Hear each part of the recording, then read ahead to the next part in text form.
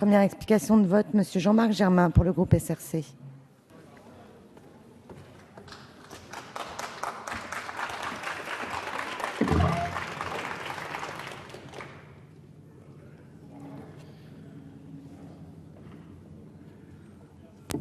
Il n'y a déjà plus de Red Bull.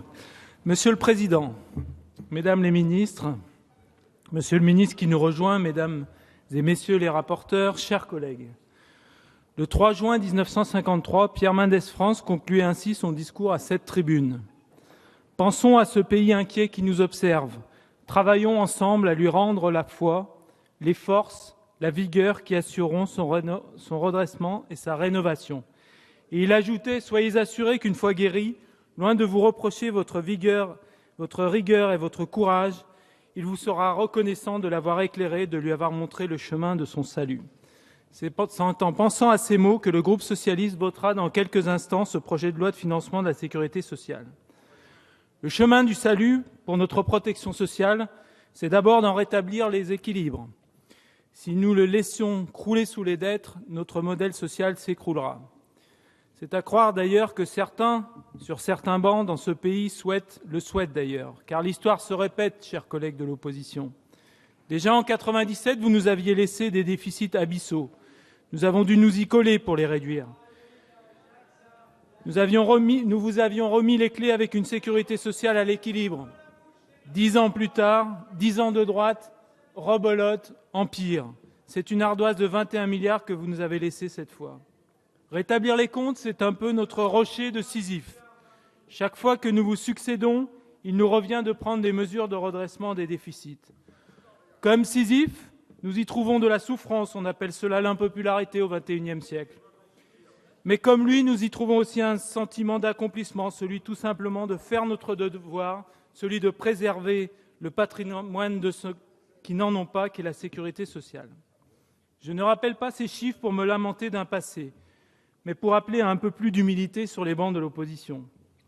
Je dois dire que j'ai trouvé vraiment indécentes les leçons que vous avez tenté de nous infliger pendant 4 jours. Comme dirait ma grand-mère, quand on a de tels résultats, on ne les présente pas, on présente ses excuses. La politique en serait grandie, tout comme elle le serait si vous faisiez preuve d'un peu plus d'honnêteté intellectuelle aussi. Où est la cohérence quand vous feignez de regretter l'insuffisance d'économies, mais en même temps vous refusez toutes celles que nous proposons, je pense à la délivrance des médicaments à l'unité ou au développement des biosimilaires. Où est la cohérence quand vous prétendez défendre la retraite par répartition, mais que vous refusez les mesures de rétablissement des comptes et que vous prenez un système par points qui n'est autre que pour vous que le chacun pour soi? Où est la cohérence enfin quand vous fustigez une harmonisation à hauteur de 600 millions d'euros des prélèvements sociaux sur les produits d'épargne, alors même que vous les avez, vous, augmentés de 6 milliards entre 2008 et 2012? Faire honneur au débat démocratique, ce n'est pas agiter les peurs comme vous l'avez fait avec le PL, c'est apaiser.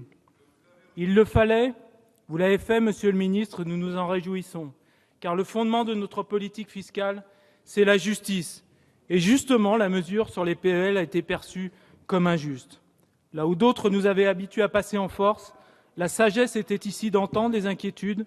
Vous avez eu cette sagesse et cette écoute et nous vous en remercions. Oui, nous avons le courage de faire ce que vous n'avez jamais fait, rétablir les comptes de la sécurité sociale. Mais le chemin que nous voulons pour la sécurité sociale, c'est aussi celui du progrès. Il n'y a pas de réforme qui mérite ce nom sans qu'elle soit synonyme de progrès. Le progrès, c'est de faire du troisième âge de la vie celui d'une troisième vie. Le progrès, c'est d'aimer et d'accompagner les familles telles qu'elles sont, dans toute leur diversité, sans jugement moral ou religieux. Le progrès, c'est faire bénéficier chacun des avancées de la médecine. Voilà notre boussole, celle qui nous guide, celle qui guide la stratégie nationale de santé, celle qui guide la modernisation de la politique familiale, la loi sur les retraites et demain la loi sur l'adaptation de la société au vieillissement et qui trouvent dans ce PLFSS leur première traduction financière. Le chemin que nous voulons, enfin, pour la sécurité sociale, c'est celui de la justice. Justice pour les ouvriers avec la prise en compte de la pénibilité. Justice pour les femmes dans les familles avec le développement massif des modes de garde et la compensation par les régimes de retraite des inégalités de carrière. Justice pour l'accès aux soins de tous avec la généralisation du tiers payant et des complémentaires de santé collectives quand sur vos bancs, on l'a compris, vous souhaitez privatiser le système de santé. Justice enfin pour compenser la perte d'autonomie avec ces 100 millions d'euros que nous avons décidé dans l'attente de la loi. Oui, chers collègues, le groupe socialiste votera ce PLFSS en ayant le sentiment profond de contribuer ainsi, pour reprendre les mots de Pierre Mendès France que je citais en introduction, à rendre à notre pays les forces et la vigueur qui assureront son redressement et sa rénovation. Je vous remercie. Merci.